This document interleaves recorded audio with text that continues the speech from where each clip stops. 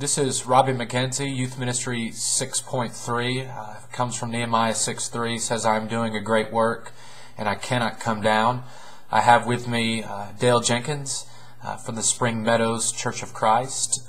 Dale has agreed to interview with me, and I look forward to that. Dale's a friend to many. He's an encourager to most people, to all people, and I've been blessed, and many are blessed just to be associated with him. So Dale, thank you so much for agreeing to do this. Thank you, man. Honored to be here. I started to say, who am I not encouraging? I Yeah, encourage him most. There's those three people out there that he just hadn't gotten to yet. Yeah, I was waiting. I was going to let you jump on that, but you did.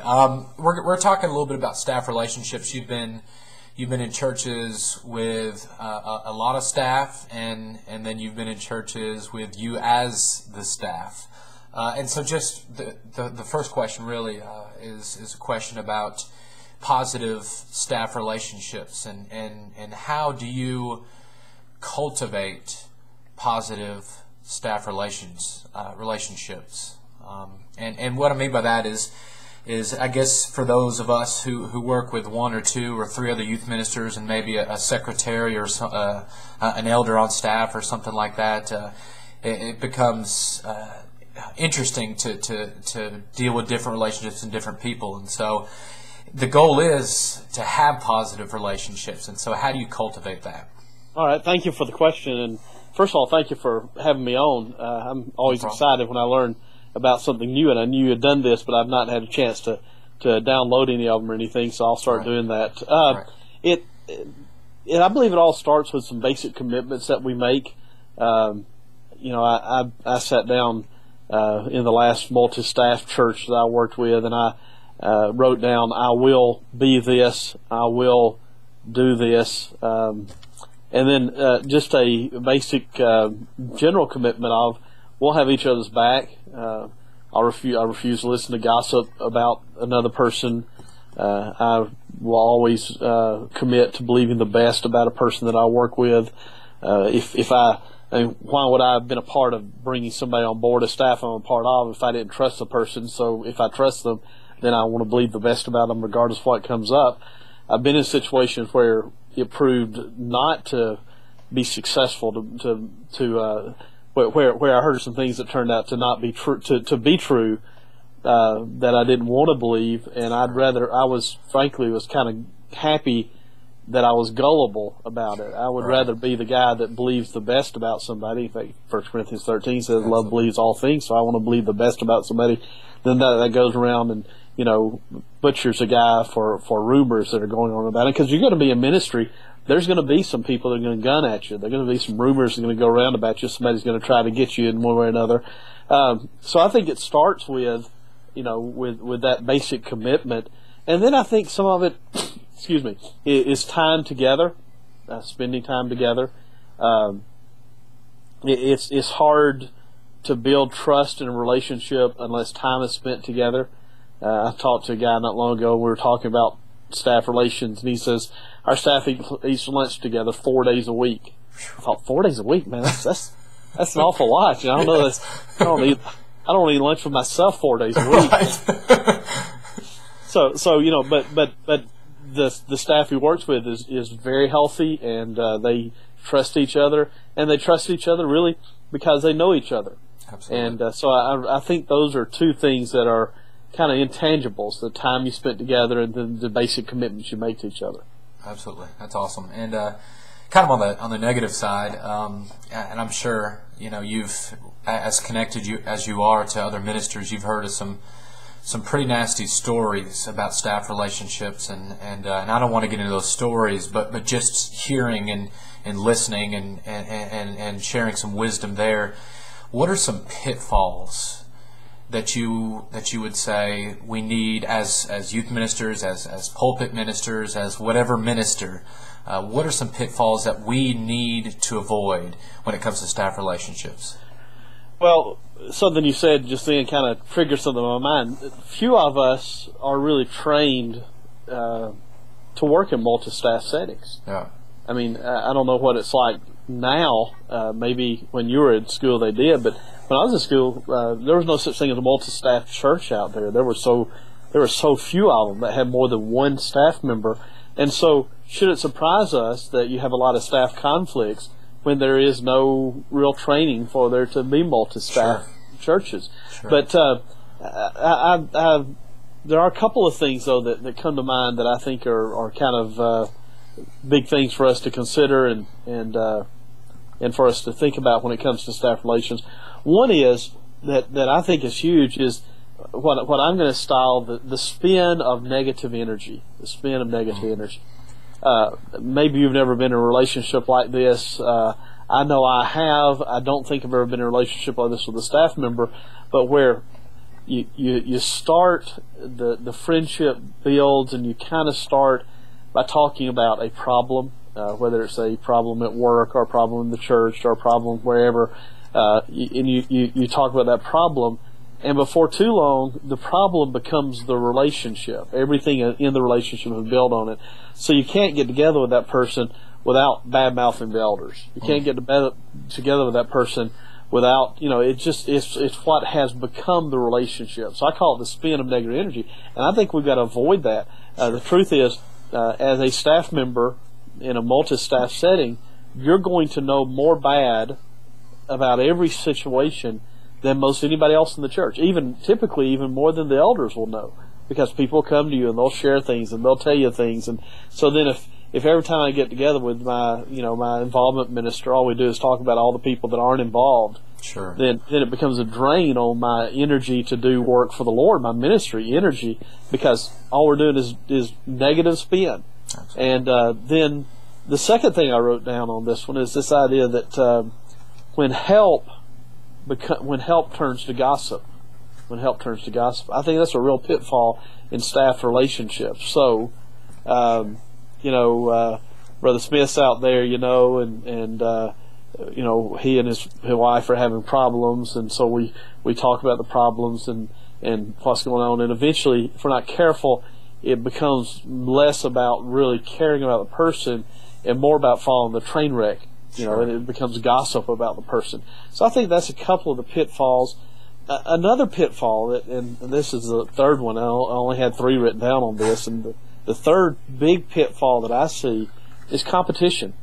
Now, I know competition can sometimes be healthy, but I'd like to tell guys and even the ladies that I've been privileged to work with is we are part of a team. We are working together. And we are not in competition against each other in any negative way. I see it from maybe more than one standpoint. I know a lot of preachers who are scared to death of their youth minister, really? Because they're afraid that he wants to be the preacher, and so they're kind of afraid of him. And this. I hope this works, but it really seems odd to me the way this thing ends up carrying itself out. You heard me say this not long ago in a program I spoke on. If I only have to preach one sermon a month, it's probably going to be a pretty good sermon. Right. But I preach 5-10 times a week, and so not every sermon is going to be wow, and people are going to get tired of me if they hear me that much. I remember there was a guy when I was pretty young. I was in my early 20s, and this guy was awesome, man. He was great, and I would go around. I'd get every tape I could. I just every time I could hear the guy speak, I'd go hear him speak for about 2 or 3 years, and then I started thinking, he's saying the same stuff. But what was really happening was I kind of gotten bored with him. Right. Well, if you hear me every week, you're probably going to get bored with me after a period of time. But if you only hear me once a month, it's a whole lot easier to stay fresh. And so preachers get jealous of the fact that youth ministers are so engaging, and youth ministers don't understand. Sounds bad, but don't understand. They're probably not as good as they think they are, because they're only speaking, publicly in front of the whole audience maybe once, twice a month. And so all those, I think that can become a real negative thing when we're in competition. I understand my role, you understand your role. I'm the preacher, you're the youth minister. I have responsibilities in my job description different than yours. I do mine. It's the whole First Timothy 2, male, female, job thing there. We each have responsibilities. We got to fulfill our responsibilities. That's powerful, and that's engaging for both the preacher and the youth minister, because we got to have, there's a level of humility that must be present amongst any staff member to know what you're supposed to do and what you're required to do, and that's powerful. Say, and I've swapped these questions from what you're maybe looking at. Say there's a situation, and I've not heard of one, but I imagine there has been one. Say there's a situation where you cannot work it out between a staff member. And when I say cannot work it out, I mean you've tried, the principles, that Jesus outlined in Matthew, and you've tried all these, the principles in Paul as well. I mean, you've tried so hard, but for some reason you just cannot work it out. What are some things that you would recommend people do in that circumstance? And I know you got to go out from an angle, maybe from elderships, from staff, and so forth. So just how would you approach that situation? Well, ultimately, to cut to the chase on this question, it becomes a Paul and Barnabas relationship. If you just can't work it out, and hopefully you're both mature enough spiritually to go your separate ways and continue to do the Lord's work. So ultimately, that's the right. That's the eject button on it. You one or the other. You just got to get out of it and find somewhere else to be. And I've known men that I thought and that I believe were big enough that they did that. The relationship wasn't good, and so they just got out and went on and did their work and let that person do their work. And that's the ultimate answer. But I have a couple of things. I worked with a guy, and I'm going to say his name here just in case he watches this. David, I enjoyed working with you. But his name was David Salisbury. Do you know David? Yeah, I do, actually. Yeah, I thought it's possible you did. Absolutely. And probably several people that watch this will. Yeah. But I'll tell the story because I've told it to David, so I don't mind telling it. When David was hired to work with the Granny White Church in Nashville, and I was the pulpit guy, he was hired to be a preaching intern. Okay, a preaching intern, which in my mind is this guy's kind of training under me, since I'm the preacher and he's the intern. I was not involved in the hiring process at all. Wow. I happened to be in the room when they interviewed him, but he was not the guy I wanted. I thought he was not the guy we needed. I did not want to hire him, but he's who we hired and who the elders hired. And so we're kind of thrown into this now. I'm stuck with this guy, and we got to work together. David would come in my office 5 days a week before he went to school and spend an hour to 2 hours every day in my office. And I did not like him. I didn't like him. I didn't like time with him. It was miserable. It was bad.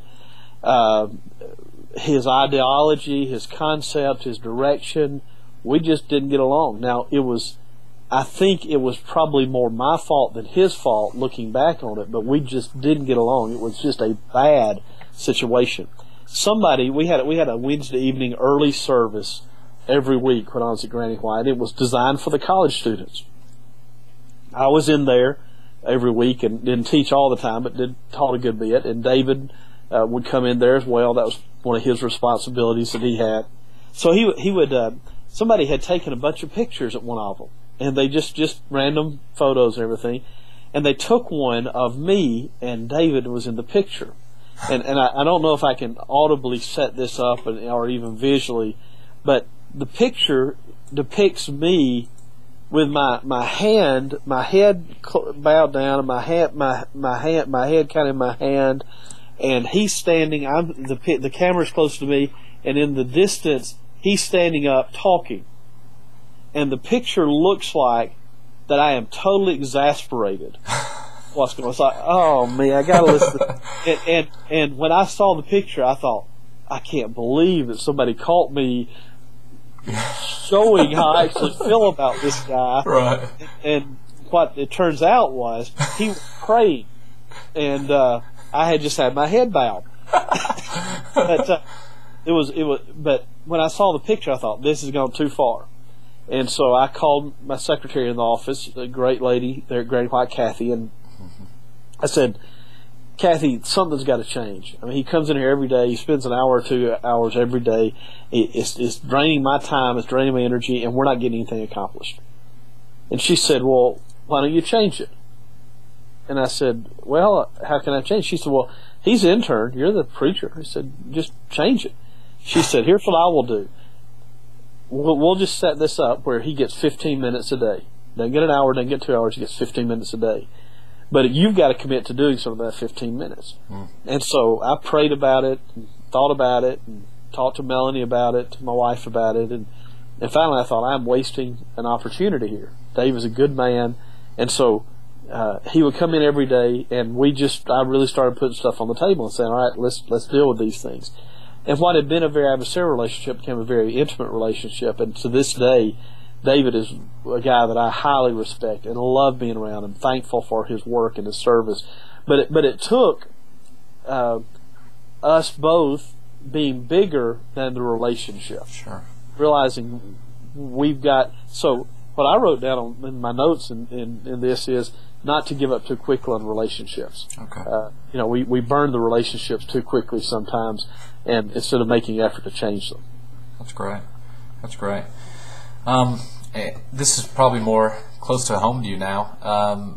What about if you're the only staff member? I do have a couple youth minister friends who actually are the only full-time staff member at their particular congregation, and what I mean by that is what are some things that you need to be aware of as the only staff member, that you need to be conscious of as the only staff member, and some things maybe not to do while you're that only staff member. So feel free to answer however you want to. Okay.